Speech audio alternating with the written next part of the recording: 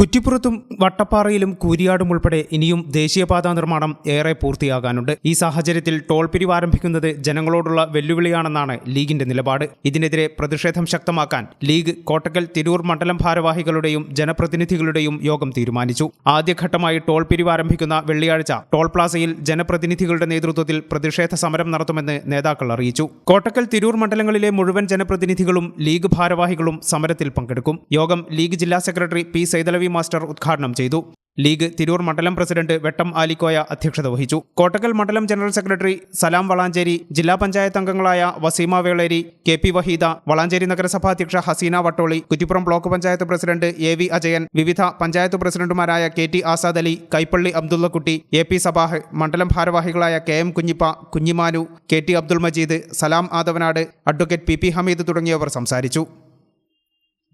ഈ channel news Valanchery. പെട്ടെന്നൊരാവശ്യം വരുമ്പോൾ പെട്ടെന്ന് കാശ് കിട്ടണ്ടേ?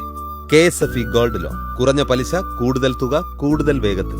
KSFE, ഈ നാടിന്റെ ധൈര്യം.